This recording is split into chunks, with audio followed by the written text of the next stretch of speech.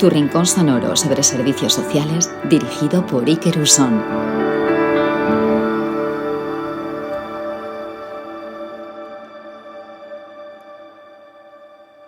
Egunon, Montse, buen día.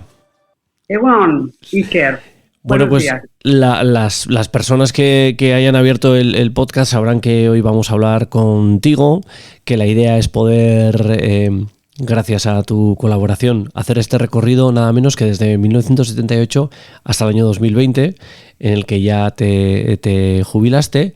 Así que quiero ir directo al grano de este viaje profesional / personal, porque creo que de lo que nos conocemos nos suele costar como deslindar una cosa de la otra, por eso seguramente hemos ido conectando. Y quería contigo viajar nada menos que a Terrassa en 1978. ¿Dónde está aquella Montse? ¿Cómo empieza en aquello de lo social? Incluso cuáles sean aquellos pinitos, ¿no? Porque creo que estaban relacionados con un hospital. Todavía ni siquiera con el título de lo que entonces se decía la asistencia social, ¿no? Lo que sería luego el trabajo social. ¿Qué recuerdas de aquellos tiempos? Sí. El título de papel no lo tenía, pero recuerdo, y lo recuerdo muy gratamente, entré en un hospital de los pocos en Cataluña, por no decir del único, que tenía trabajadores sociales. Por tanto, entré a una sustitución por una baja maternal. Me contrataron 15 días antes para que yo me pudiera hacer el traspaso, pero el día que entro la compañera había parido. Por tanto, me encuentro en un turno sola, en un despacho sola, en un gran hospital. Para mí era un gran hospital y allí empieza mi trayectoria laboral, donde aplico lo que había aprendido con 3 años de carrera, pero aprendí mucho en el hospital. Estaba en el hospital general, tenía un turno de tarde, hacíamos guardias, me tocaba guardia para la última que entra cada sábado y cada domingo, como aquel que dice, navidades, fines de año, ¿no? Eso contenta. ¿Cómo llegaste a ese trabajo? Por un anuncio. Estaba un día en casa, mi padre tenía La Vanguardia, en aquel momento la estaba leyendo y veo un anuncio, se necesita asistente social. Y allí me presenté y me cogieron. Yo pienso que tampoco habíamos tantas, ¿eh? Piensa que cuando yo estudié asistente social éramos 13. Claro. En clase. Por tanto, no había mucha demanda, no había, y oferta muy poca, éramos muy pocas. Pero entré a trabajar por una sustitución de 4 meses y me fueron renovando. Bueno, estuve 3 años y medio trabajando allí. Eso sería como arrancas, pero claro, habría un paso previo que sería cuando aquella Montse tan joven dice, me da que por aquí quiero ir yo. Esto es lo que quiero estudiar, porque tú estás diciendo que erais muy pocas las mujeres en aquel momento. Creo que no habría casi ningún hombre que decidía en coger estos estudios. Pero claro, no sé dónde te vino, si tenías algo en tu entorno o si fue en esa fase que a veces nos ocurre en la juventud de decir, pues no sé por dónde tiro por aquí. Realmente estaba perdida. Todo mi entorno de amistades y amigas, todo el mundo tenía muy claro, una maestra, la otra psicóloga, la otra tenía muy claro su profesión y yo estaba perdida. Yo quería, y cuando me preparaba tu entrevista pensaba que quería, ¿no? Quería algo que se relacionase con las personas. Yo quería ayudar, cuando mi padre y mi madre me decían, ¿pero qué quieres ser? Yo no sé, quiero ayudar. Entonces me enfoqué hacia enfermería. Primero pasé unas pruebas, las aprobé, y 2 días antes dije, no me gusta. Y claro, en mi casa no, pero que en aquella época tuve una tía que estaba muy vinculada, era joven y tal, que tuvo un hijo con síndrome de Down. Ajá. Y me empezaba a hablar de el hospital, la trabajadora social, la asistente social, me ayuda, la asistente social me está ayudando, la asistente social de atención precoz me dice que, ¿y qué es esto? Ay, no sé, pero me está ayudando mucho, y claro, y yo como tenía la idea de hacer algo, de ayudar, dije, esta es la mía. Y así me apunté, sin más. Está bien a veces recordarlo, sobre todo para la gente joven o no tan joven que decida engancharse con el tema de los estudios. Esto también me solía pasar muchas veces en la universidad, ¿no? El hecho de que la gente no lo tiene claro y le da como vergüenza reconocerlo, pues no pasa nada. Fíjate lo que acabas de decir, ¿no? Estaba perdida y me encontré por aquí, de la misma manera que también has dicho pues que llegaste a un hospital y estabas en ese momento sola y la gente tira para adelante. Creo que esa no es una valentía loca, sino que tiene con esas sensaciones de creo que voy a probar por aquí, y más ahora, ¿no? Que afortunadamente pues las vidas pueden ser largas, ¿no? Si uno le cuida y la vida también le guiña un poco el ojo, porque por momentos tengo la sensación de que planteamos a los jóvenes que hay que llegar a los estudios y que si se confunden van a meter la pata para toda la vida, ¿no? Esto a veces cuando leo las noticias de la selectividad, la prueba crucial, y digo yo, pero estos niños, si estos jóvenes van a vivir 100 años, no sé, o 90, si las cosas no le van muy mal. Entonces, bueno, pues está bien que si alguien lo escucha se dé cuenta también, después de todo este podcast, todo el recorrido que tuviste, aunque en aquel momento decías que estabas un poco perdida, ¿no? Sí que comentamos preparando la conversación que después de aquel día, aparte del hospital, llega lo que eran los servicios sociales de Ripollet. Que claro, que las fechas que estábamos, que apuntaba yo en los sitios, 1982, me recuerda algún otro podcast que también tuvimos por aquí con una compañera de los servicios sociales de Andoain, que claro, que ahora decimos los servicios sociales de Ripollet y no sé ni cuánta gente habrá por allá, pero tengo la sensación que serías una especie de Indiana Jones, que llegabas allí sola, que no, o sea, fue un poco así. Sí, totalmente. También encontré la oferta por un anuncio, yo estaba en Mutua de Tarrasa, tenía contrato fijo ya, y claro, pensé, o sea, el Ayuntamiento de Ripollet, yo nací en Ripollet, yo tenía mi familia en Ripollet, yo me presento, y ayuntamientos democráticos, políticos muy jóvenes, yo no, bueno, dije, me voy a presentar. Y no me escogieron a la otra chica, yo quedé segunda, pero la otra chica renunció, por lo que sea, entonces me llamaron. Y claro, me dio miedo dejar el hospital, porque en cierto modo conocía el entorno, me daba seguridad, si tenía alguien enfermo en la familia, yo conocía a todos los médicos, ¿no? Y esto te daba seguridad. Pero pedí una excedencia, que en aquel tiempo, bueno, me la concedieron, me concedieron una excedencia primero de 6 meses, después de otros 6 meses más, para versión. Pero ya no me fui del Ayuntamiento de Ripollet, es donde me he jubilado. Y cuando entré, evidentemente era una Indiana Jones. No había despacho para el asistente social, no había ningún ordenador, no trabajábamos con ordenadores, no existía, con máquinas de escribir no tenía, porque claro, esta mujer, ¿para qué quiere una máquina de escribir? Me ubicaron en el sótano, que tenía una puerta de salida a una plaza, la plaza del ayuntamiento, sin ningún banco, y la gente se esperaba de pie allí fuera, a pleno sol, para hablar conmigo. Y allí empecé. No había presupuesto, nadie sabía, yo subí arriba a hacer fotocopias, todo el mundo me miraba como un bicho raro, porque nos conocíamos. Ripollet en aquel tiempo era un pueblo pequeño, nos conocíamos todos, sabían quién era, pero no sabían qué hacía.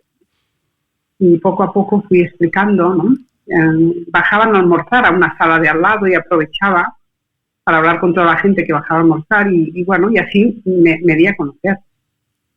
Pero muy complicado, ¿eh? Pero yo siempre digo que delante de las dificultades uno se crece. Entonces tenía que buscar estrategias para cambiar algo. Y yo cuando fui al alcalde le dije, me encontré una lista, solo había una lista que se llamaba lista de beneficencia, en donde habían 5 o 6 nombres de personas o familias en los cuales iban a la farmacia, entonces la farmacia pasaba factura. Y yo tenía que firmar la factura. Pero no había nada. Claro, cuando empiezas a trabajar y al regidor, al alcalde, y les vas explicando, piensa que eran gente joven también con ganas, también esto facilitó. Es decir, tenemos que tener no solo la medicación cubierta, hay chavales que no pueden comer en casa, becas de comedor, y esto que poner dinero, hacer un presupuesto. O sea, en este enclave me encontré yo, ¿no? de muchísima dificultad, pero que siempre digo, he tenido el gran privilegio de que me dieron autoridad. me la gané seguramente, pero todo aquello que yo iba pidiendo, muy poco a poco, empezamos a tener presupuestos de servicios sociales con años, tampoco becas de libros, becas de comedor, ayudas económicas, es lo que empezaba. Eso hacia afuera, o sea, hacia adentro quiero pensar, pero luego hacia afuera tendrías también todo un mundo por conocer, de muchas personas que no sabrían muy bien qué pedir, qué no pedir, tú también tener que entrar en contacto. Me estoy imaginando al médico o la médico del pueblo, que en algún momento tendríais que colaborar. No sé cómo fueron aquellos primeros años en los que tú, entiendo que te agarrabas bolso y carpeta, ¿no? Y conociéndote saldrías por ahí a intentar que la gente te conociese, o no sé, sí, o visitas domiciliarias que alguien diría, pero esta mujer, ¿a qué viene a mi casa? No sé qué recuerdas de aquello. Sí. Me encontré, piensa que estábamos en una crisis económica importante. Y lo que sí que recuerdo era cantidad de gente de 40 años, ¿no? Con familia, con hijos, que la empresa había cerrado, que se habían quedado en una situación de paro, que no podían subsistir, no habían los recursos que hay ahora. No. Cuando yo oigo ahora gente que dice, es que no hay recursos, digo, por favor, con boca baja, claro que hay recursos, antes no había recursos, ¿sí? Entonces, sí, digamos que la realidad social que yo estaba conociendo era una realidad muy desconocida para mí, pero sí que la trasladaba, supe trasladarla, y a partir de aquí pudimos conjuntar recursos con las situaciones que teníamos. Evidentemente, había un centro de salud pionero en Cataluña, centro de salud, en donde allí había atención a la mujer, ginecología, había salud mental, por tanto, un psiquiatra y un servicio psicopedagógico para infancia. Entonces, esos tres elementos para mí fueron básicos para entrar dentro. Entonces, me incorporé, yo estaba en el ayuntamiento, pero la trabajadora social del ayuntamiento se involucró en el centro de salud. Y a partir de aquí tuvimos muchos más brazos, ¿no? Pudimos llegar mucho más lejos. Gente muy activa también en aquel tiempo. Yo recuerdo las ginecólogas eran personas que yo me las miraba y pensaba, hostia, ¿cuánto saben, no? Pero claro, ¿cuánto saben de su profesión? De la mía no sabía nadie, ¿no? Y aquí empezamos a crecer, yo pienso conjuntamente, desde el centro de salud empezamos a cambiar cosas, a hacer proyectos, a ir a las escuelas que pudieran trasladar a salud mental, detectar cualquier situación que pudiera ser tratado por el psiquiatra de allí, bueno, y el psicólogo. Sola no lo hice. Quiero decir que gracias a tener este pequeño equipo nos complementamos mucho. ¿Y cómo es eso de ser trabajadora social en tu propio pueblo? Pues digamos que para mí un privilegio, porque aprendí a gestionarlo, porque yo me iba al mercado y me encontraba a la gente y me decía, ay, Monse, que no te he traído el documento. No, es que yo aquí no soy la Monse trabajadora social, soy la Monse más, pero estoy... Y fui poniendo límites. No digo que no me costase, porque yo soy una persona que me gusta escuchar y atender y no me costaba nada decir, pues pases el lunes y hablamos, ¿no? Pero sí que tuve que poner límites porque era muy conocida en el pueblo. Pero nunca me representó ningún problema, fíjate, nunca, Quizás por esto, porque puse límites, porque la gente también fue aprendiendo que cuando yo no estaba en el despacho no se me podía parar para... Pero bien, nunca lo he vivido como un problema. Pues hay un hito muy importante que en la conversación que tuvimos preparando el encuentro de hoy, pues que yo lo ponía con fecha muy concreta, ¿no? Porque creo que marca no solo la vida de muchísima gente como nos vas a marcar ahora, sino que percibo que también pues marcó la tuya. Es el 6 de junio del año 2000, cada uno recordará por dónde andaría. Yo en aquellos tiempos desde luego sí que recuerdo, además esas fechas como de inicio de San Fermín en otras tierras, ¿no? En otras zonas, claro. Pero aquel 6 de julio del año 2000, sí. ¿Qué es lo que os ocurre? ¿Qué es lo que te ocurre? ¿Qué itinerario empieza tanto para tu localidad como para la del entorno?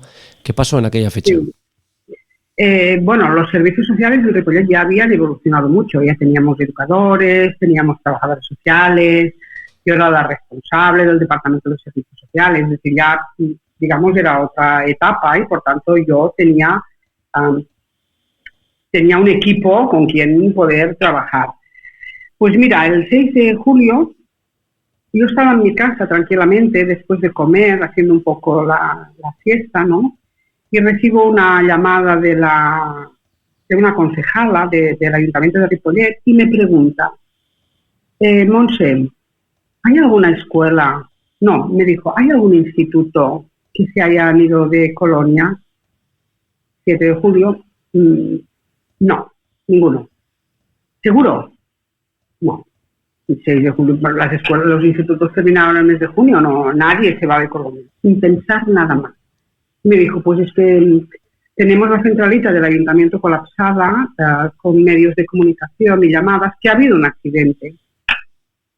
Esto ya me resituó, ¿eh? Ya me levanté y le dije, ostras, pues, oye, déjame hablar con los educadores, a ver si colgamos, pero ya no tuve tiempo a llamar a las educadoras que trabajaban con los institutos, sino que me volvió a llamar ella y me dijo, efectivamente, es la escuela tal, la escuela concertada, la escuela San Gabriel, una escuela concertada, que se han ido de Colonia, han salido hoy y ha habido un accidente y muchísimos muertos.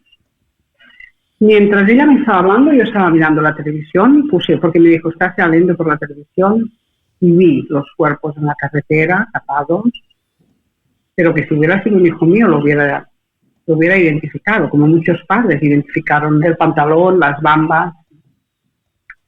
Entonces me levanté, fui directamente, llamé, dije, vámonos directamente a la escuela, a ver qué nos dice la dirección de la escuela, y cuando llegamos a la escuela, los medios de comunicación ya estaban en la calle. Es decir, llegaron antes los medios de comunicación que los pocos recursos que teníamos, ¿no? Bueno, aquello fue el caos. Yo siempre digo, en una emergencia te tienes que saberte mover en el caos, ¿no? Y la dirección de la escuela, el director, lo recuerdo muy vulnerable, con un sufrimiento tremendo. No encontraba el papel con los nombres de los niños y niñas que iban a este autocar, ¿no? Estaba impactado, estaba en estado de shock. Cuando conseguimos el papel, cuando conseguimos más información, es decir, era San Gabriel de Ripollet y San Gabriel de Viladecans, ¿sí? Habían dos escuelas que a los niños que habían, digamos, y lo digo entre comillas, que habían sacado mejores notas, más, eran no podían ir todos y eran los, digamos, escogidos, o que sus familias pues así lo querían, que sus hijos fueran 15 días fuera, ¿no?, de Colonia, y que disfrutasen de todo el trabajo después de todo un curso escolar. Y bueno, estamos hablando yo creo que luego pasó a conocerse a nivel de España como el accidente de Golmayo, si no recuerdo mal, ¿no? Que era una localidad en Soria. No sé hacia dónde iban ellos propiamente, los jóvenes. Al lado de Golmayo. Vale, iban, o sea que estaban llegando ya. Sí, estaban llegando. Y el sitio del accidente, digamos que no hay ni una curva, hay una pequeña curva, es decir, donde existe, no se sabe, dicen que sí, después que el señor del autobús, que también murió en el accidente, parece ser que cogió, no sé si el del camión, con el que cogió una llamada de teléfono y se le fue el camión y ya está, y el autobús volcó. Sí, eso de lo poco que he indagado, porque te reconozco que no sabía, sí que veía que había algunos medios de comunicación que después, con el paso del tiempo y cuando tuvo alguna instrucción judicial el caso, hablaban de que si el acompañante del chofer del camión con el que se provocó el accidente, pues que se había entrado una llamada en ese momento y que creen que eso le pudo despistar y mirar. Sí. Lo duro fue que, si no me dejó a nadie y lo demás me lo dices, creo que son 22 adolescentes los que fallecieron aquel día. Sí. La mayoría, entiendo que muchos de Ripollet, Viladecans, o eran casi todos. No, de Ripollet, no lo he mirado, creo que eran. Pero bueno, que en el 11 fondo. o 12 de Ripollet y 11 o 12 de Viladecans, más o menos. Pero que te encuentras con ¿Percibiste Me desde...? encuentro con esto, Eso. con un ayuntamiento impactado, con una dirección impactada, con unos padres que iban llegando desesperados porque nadie sabía nada, pero todos sabíamos mucho porque las noticias de la televisión no había más noticia que esta. Cuando con el gerente del ayuntamiento, que teníamos un buen vínculo y confiaba en mí, le dije, oye, nos tenemos que trasladar a los padres, no se pueden ir ahora uno para allá, Y organizó el gerente del ayuntamiento un autobús, ¿no? De traslado de padres. Y en el autobús íbamos el responsable de policía local del ayuntamiento de Ripollet, estaba yo y vinieron 2 profesionales de Cruz Roja y ya está. Y los 13 padres dentro del autobús, yendo para Soria, 7 horas de viaje con móviles, ya había gente que tenía móvil y por tanto las noticias las iba siguiendo. Fue un viaje de un silencio espantoso, porque nadie sabíamos a lo que íbamos, y yo media hora antes de la llegada aproximadamente, porque también tengo mis vacíos en aquel viaje, me llamó el inspector de Educación de la Generalitat de Cataluña y estaba en contacto con los de Soria, diciéndoles por dónde íbamos, y estaba en contacto con los de Ripollet. Un poco para ir planificando, ¿no? No sabíamos si todos los que iban en autobús, sus hijos estaban vivos o no. Entonces organizamos, había gente de Ripollet ya en Soria, que cuando bajasen del autobús habían 2 familias que no tenían que entrar en el estadio de los Pajaritos, que tenían que ir al hospital. El resto allí teníamos que ir al estadio de los Pajaritos, que estaban muertos y estaban ya, los cuerpos estaban por ahí. ¿Y decidiste tomar tu parte? ¿Alguien tiró de ti? ¿O crees que no fue ni una decisión consciente? ¿Te fue algo sobrevenido y tú ya te viste en el autobús? No sé si recuerdas en lo personal el decir, ¿dónde me estoy metiendo, Montse? ¿O dijiste, no, tengo que estar aquí? No sé si como madre, como profesional. Llamé a mi casa, al padre de mi hijo, le dije, me voy. Bueno, ¿qué ha pasado? No lo sé, me voy, no sé cuándo vendré, ya está. Llamé a mi hermana porque vivía en Ripollet, yo no vivía en Ripollet, vivía al lado, pero bueno, que me trajera algo de ropa, porque no sabía si iba a estar un día o 2, pero mi hermana ya no pudo llegar. Había tal cantidad de gente en la calle que no pudo acercarse al autobús. O sea, yo me subí al autobús, el gerente me dio un sobre con dinero, me dijo, oye, pararos, comed, compra agua, lo que sea, y estamos en contacto. Y así fue. Tuvimos una parada solo. Recuerdo que pensamos, o sea, si bajamos todos, las televisiones estaban dando la noticia. Llegué yo primero, bajé yo primero. Les dije que por favor paraban televisiones, que veníamos solo para ir al servicio. Y sí, así lo hicieron. No habían televisiones abiertas y esto facilitó porque la noticia del día era esta. Por tanto, cuando llegamos allí, llegamos primero Ripollet que Viladecans. Yo me había conectado con algún profesional de allí y dije que por favor, si ya tenían noticias, que las dieran lo antes posible, que no podíamos, que llevamos 7 horas de viaje y que los padres ya estaban desesperados. Evidentemente, cuando los padres se dieron cuenta que donde entrábamos era en un campo de fútbol, yo media hora antes el inspector me llamó y me dijo, te voy a dar la lista de los vivos. Madre mía. Yo tenía un papel, que aún lo conservo, en donde pensé, punto, vivo, cruz, muerto. Sin dar nombres ni nada, porque el autobús era un silencio espantoso. Que en tu caso además... Que en tu caso además conocerías a las familias, pero ya no solo como trabajadora, sino que como ciudadana, como vecina, ¿no? Conocí algunas familias. Algunas familias, con lo cual... Por lo cual eso también me impactó más, porque estabas viendo el sufrimiento. Y cuando me di cuenta del desastre tan grande, que todo eran cruces, pensé, ¿esto cómo lo gestionamos? Yeah. Dar la noticia dentro del autocar. No, esto fue muy criticado. Recuerdo que di una charla colegio de psicólogos y criticaron que por qué no se paraba y que hubiera un coche que cogiera a los padres de los vivos para llevarse al hospital. Y dije, no lo había pensado nunca, pero en la segunda parada todo el mundo hubiera querido bajar. Yeah. Claro, no se podía, ni dar la noticia dentro del autocar, nada. Llegamos al campo de fútbol, un lugar frío, inhóspito, cemento por todas partes, evidentemente un campo de fútbol, con una gente magnífica, gente profesionales y gente del pueblo de Golmayo, que aún hoy hay familias que tienen contacto. Recuerdo un señor que era un trabajador de una entidad bancaria, venía con el traje, yo soy banquero, pero puedo ayudar. ¿No? Supo acompañar. Llegamos allí, pedimos por favor la noticia rápida y salió un profesional del ámbito judicial y dijo, voy a dar la lista de los vivos.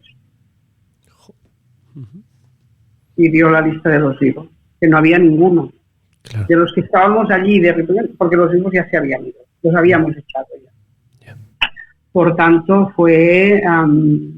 ¿Cuántos días pasasteis? Tres. ¿3 días? 2 y medio, 3, sí. Dormimos en una casa de colonia que estaba vacía. Bueno, dormimos. Allí los atendieron.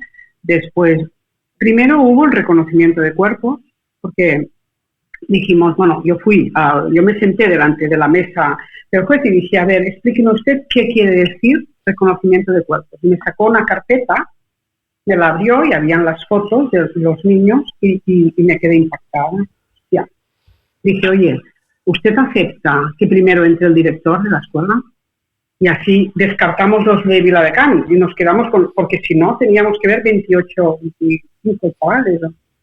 Y el juez me dijo, lo que usted diga. Yeah. Y el director no reconoció a ninguno. Vaya. A ninguno. Por tanto, fue muy duro el reconocimiento. Hubo gente que lo reconoció pues llevaba bracket su hijo, sí. Yeah. Es el número tal, es este. Vaya. Fue una situación dura. Después, claro, al día nos vamos a descansar, la gente no dormía, aquello era el puro impacto estremecedor que nunca se me olvidará. Pero estábamos allí, Iker, con uno, con otro, venga, abrazos, cogidas de manos, contacto con las familias de cada uno de ellos, estamos aquí con ellos, ¿no? Contacto con el ayuntamiento que fuera informando a las familias. Bueno, era al día siguiente reconocimiento de mochilas y maletas y tal. Después la decisión de, bueno, cómo querían hacer la despedida, cómo querían, que se incinerar, enterrar. Entonces dije, bueno, esto va a ser el caos. Escoger casa, esto va a ser el caos, que cada uno tenemos que pasar, pues había 7 u 8 funerarias de toda la zona. Todos los recursos que pudieron ofrecer, los ofrecieron. Entonces, cogimos a todos los padres, decidimos hacer una reunión conjunta, es decir, vamos a ver, ahora tenemos que pasar por las funerarias, tendréis que escoger y tal. Hemos acordado con el ayuntamiento, si vosotros estáis de acuerdo, que se ocupa el ayuntamiento. Todos tendrán la misma caja, todos dijeron sí. O sea, facilitamos, ¿no? Yeah. Quien no lo quiera, no. Y dijimos, ¿cómo queréis? Y dijeron, ¿han muerto juntos? Pues queremos un funeral conjunto. Yeah. Y mientras tanto el ayuntamiento está organizando toda la llegada. Con lo cual, fueron casi, con el funeral y todo, entiendo que estuviste como unos 15 días ahí, ¿no? Estuvimos entre el accidente y el funeral y la llegada a Ripollet 4 días. 4 días, vale. Más o menos, 4 días. Después, se acompañó a la gente a los cementerios, cada uno tenía autobuses un autobús para una familia, subía quien quería, o sea, lo cuidamos todo. Vale. En el pabellón se pusieron todos los féretros. Las familias quisieron que el pueblo entrase porque no dejábamos entrar a nadie, entonces vayamos todo y era como un pasillo y la gente podía, complicado, pero muy emotivo. Hicimos lo que los padres querían. En todo momento las decisiones las tomaron ellos. Esos días hablabas con alguien, Montse, para pedir consejo, hablabas contigo misma. ¿Recuerdas de dónde tirabas? Porque, claro, ahora, como luego hablaremos contigo, pues hablaremos de que ya está el trabajo social y la intervención en emergencias y, bueno, hay mil y un cosas escritas como otras tantas. Sí. Pero ahí, no sé qué recuerdas, ¿de dónde tirabas para decir qué hago? Recuerdo cuando llegué a Ripollet, me desmoroné, lloré y solo recibí así abrazos, ¿no? El gerente, compañeras de trabajo, trabajadores sociales, educadoras, vinieron trabajadores sociales de los pueblos de al lado a ayudarnos, porque organizábamos cada autobús con profesionales acompañando a las familias. Cada féretro tenía que tener como 2 o 3 profesionales allí al lado sin hacer nada por si nos necesitaban. Entonces, esto me ayudó. Me dio mucha fuerza, los abrazos, gracias, ¿no?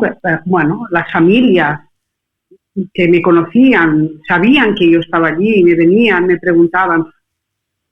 Yo pienso que el equipo me contuvo, el equipo y el ayuntamiento, y recibí mucha ayuda.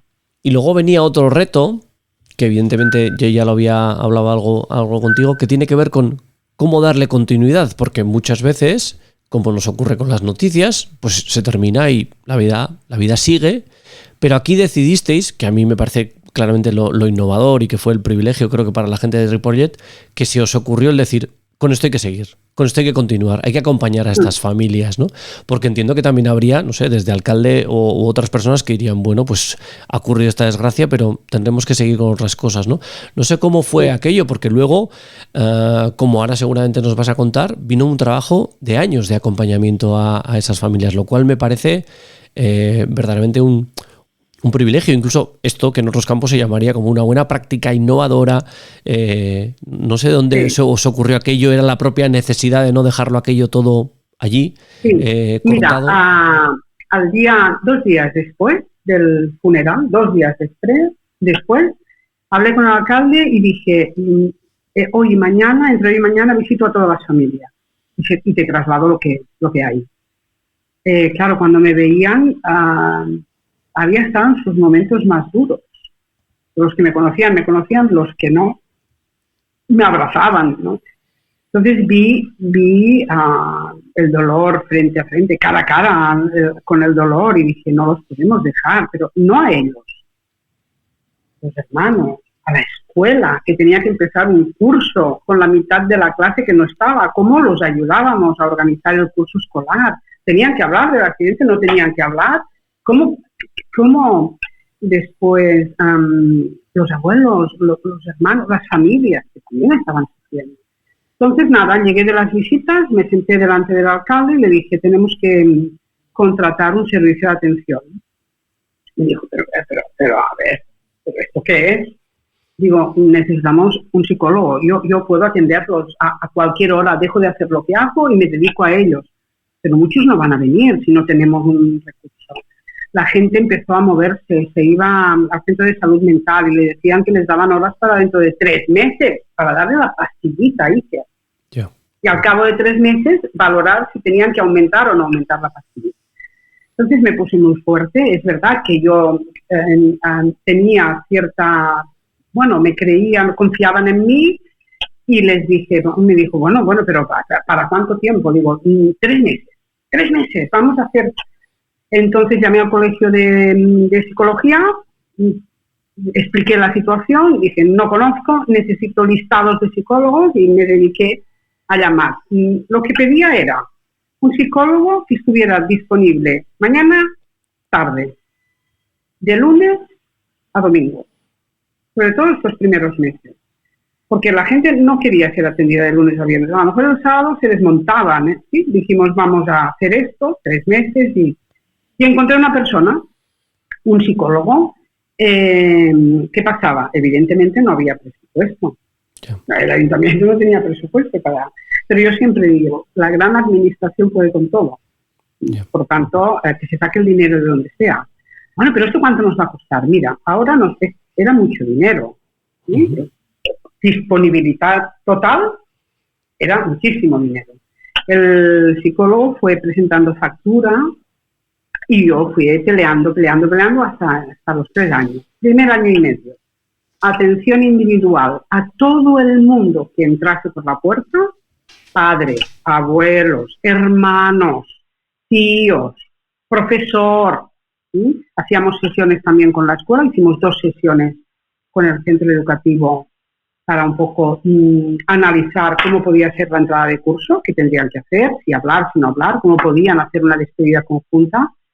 No era bueno empezar la clase con la mitad, era bueno juntar a todo el mundo, es decir, una única clase, porque si no el vacío era enorme también. Bueno, todo esto se fue atendiendo y la gente no fallaba. A lo mejor recordaré siempre una abuela que venía con mucho miedo y decía, es que no me quieren comer, ¿no? No pasa nada. A ver, los atendíamos entre los dos, ¿no? Decía que si no comen no pasa nada. Pero yo le hago caldo, no sé qué, están todo el día en la cama llorando. Pues es normal, ¿no? Normalizar. Esto es lo que yo hacía, normalizar con su entorno, de que los dejaran vivir su dolor. Era su momento de dolor y no podíamos cambiar. Año y medio, muchas peleas con la interventora, muchísimas, enfrentamientos totales que no pagarían ninguna factura más. Yo me iba al alcalde y decía, no pagáis ninguna factura más, pues aquí te dejo todos los padres, ¿sí? Porque también me retiro. Claro, esto daba miedo, porque estaba habiendo muy buena valoración por parte del entorno de cada uno de ellos. Y al año y medio dijimos de cerrar ya la atención individual, pero entonces propusimos a las familias si querían atención grupal. Dijeron que sí, porque cada uno preguntaba por todos. Y la familia tal como está, están tan como yo, están, ¿cómo lo viven? Y cómo se encontraban en los cementerios están todos juntos, se encontraban allí y hacían charlas de 2 horas. Entonces dijimos atención grupal, que duró año y medio más con factura mensual. Muchas peleas, muchas, pero lo conseguimos.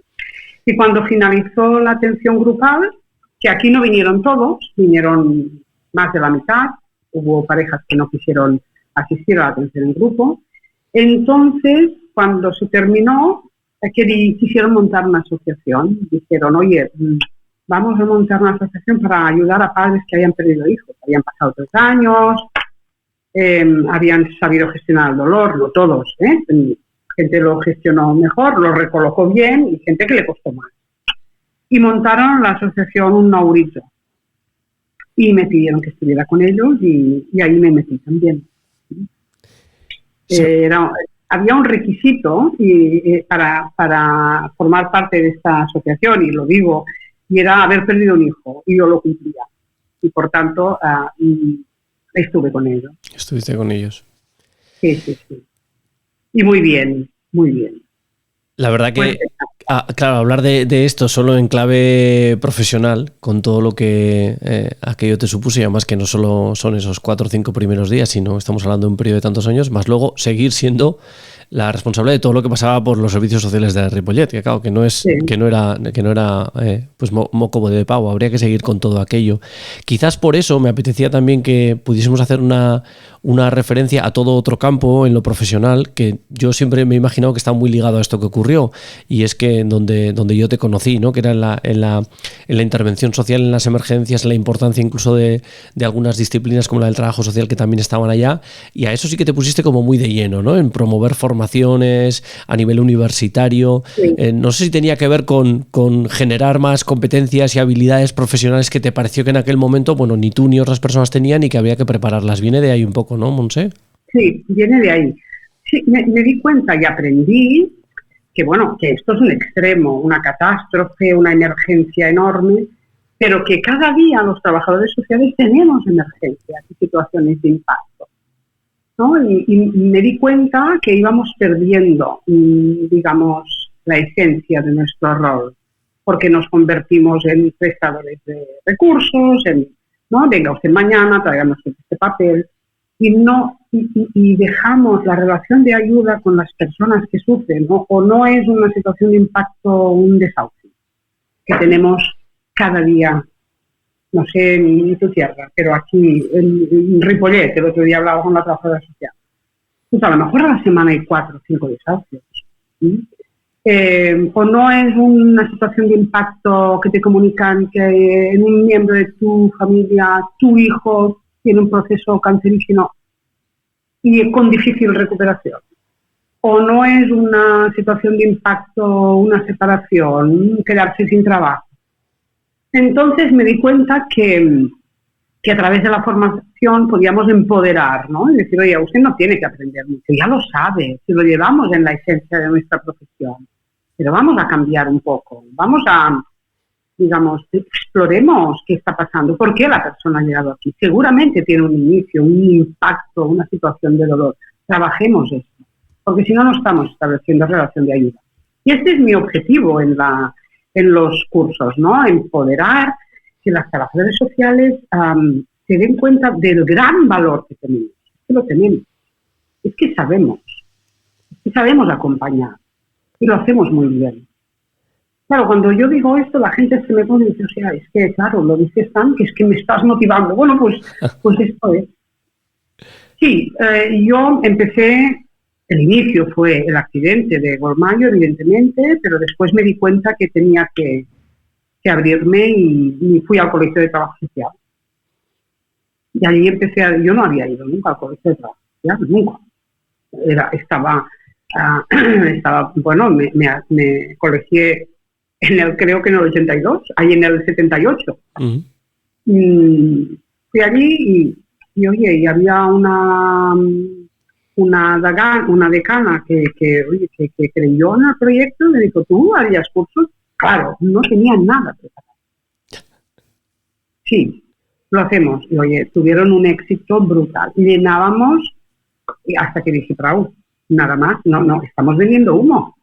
¿Quién nos va a llamar? Nadie nos va a llamar. Bueno, pero no. ¿Quién organiza la emergencia? La Generalitat. Pues vamos a llamar a las puertas de la Generalitat. Y aquí empezó el proyecto, a través del colegio, ¿no? Conseguimos un convenio con el Departamento de Interior. Entonces empezamos a preparar, de toda la gente que había hecho formación, empezamos a captar quién quería formar parte de un equipo, sin pensar, hacíamos protocolos, sin pensar que algún día nos podrían llamar. Porque en el fondo sabemos que no nos conocen, que no saben nuestro papel. Y ocurrió el accidente en los Alpes franceses, de Germanwings. Del avión que el piloto decidió en aquel momento estrellarlo y nos llamaron. Bueno, nos llamaron. Oye, os preactivamos ya. ¿Pero qué quiere decir preactivar? No, está a punto, vale, pasaba media hora. Oye, que está yendo toda la gente para allá. ¿No? Sí, pero bueno, hasta que dije, oye, ¿vamos para el aeropuerto o no vamos? Porque veía que no nos iban a quedar. Nos activaron, nos fuimos al aeropuerto, allí fuera estábamos todos, veíamos, habían Cruz Roja, psicólogos, trabajadores sociales, el equipo de trauma de la Universidad Autónoma, todos, cada uno con un chaleco distinto. Todo el mundo sabía qué color teníamos. Y la gente llorando y arrastrando nos iba pasando por el medio. Y le dije a la coordinadora, vamos, ¿qué hacemos aquí fuera? Espera. ¿Esperar a qué? El dolor está dentro. Ya, pero ¿qué haremos dentro? Pues vamos a ver. Entremos tú y yo, vamos a ver lo que hacemos. Entramos, era tremendo también el dolor, la gente sabía, no sabíamos aún la noticia, estaba allí estaba el avión, pero no sabíamos ni el motivo ni nada.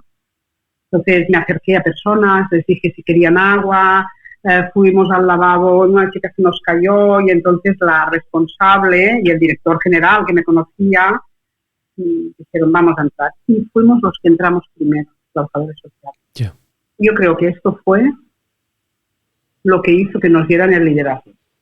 Y nos hicieron liderar toda la actuación psicosocial del accidente de Germanwings, que fue potente también.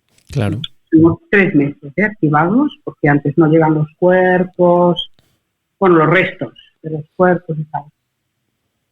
Bueno, no nos pensábamos que nos iban a activar por una cosa tan grande y aquí ya, cogimos ya un poco, fuimos muy visibles, ¿no? A nivel de prensa, del colegio, Ya nos activaron otra vez para un accidente de autobús que había pasado en Tortosa, con las chicas de la Universidad de Barcelona que habían ido a Valencia a pasar las fallas y tuvieron un accidente. Ya nos activaron varias. Se normalizó. Sí. Yo quería ver cómo terminaba Montse. El día pasado le daba unas vueltas porque sabía que íbamos a tener estas referencias de temas, ¿no?, profesionales, pero con un contenido emocional muy potente, como lo tienen en general muchos de los trabajos de muchas disciplinas, no solo de lo social, pero es verdad que todo el que trabaja al menos con personas, creo que hay unos contenidos ahí emocionales, pero cuando hay este tipo de desgracias, sobre todo cuando se pierde a seres queridos o ves a otros que lo han perdido, pues creo que la carga es mayor. Y me quería como terminar quizás como con el nombre de la asociación, mirando a nuevos horizontes, ¿no? Y te quería lanzar esa pregunta, ¿no? En este viaje desde Terrassa en el 78 hasta el año 2020, de una dedicación tremenda, que yo creo que la gente ya está percibiendo la gran pasión que todavía transmites, aunque ya dejaste digamos, no sé si se deja del todo el trabajo social, pero al menos de estar ahí fichando todos los días. No sé qué aprendizajes de todos estos años has podido sacar en general de lo que ha sido tu vida profesional. He aprendido, he crecido, he aprovechado todos los momentos buenos y también los malos, que no han sido pocos. En situaciones difíciles he aprendido a no desanimarme y a crecer, y a buscar siempre el filo de la puerta donde pasa un poco de aire y allí entrar y decir, esto lo tengo que conseguir, ¿no? Con las personas que me he cruzado en la vida, han sido grandes maestros. De cada una de ellas he aprendido algo valioso. He tenido la oportunidad, y estoy orgullosa de haber escogido esta profesión, de conocer la verdadera realidad social, la verdadera, desde una perspectiva muy cercana, muy humana, ¿sí? He establecido vínculos con muchísimas personas y todas ellas extraordinarias, ¿no?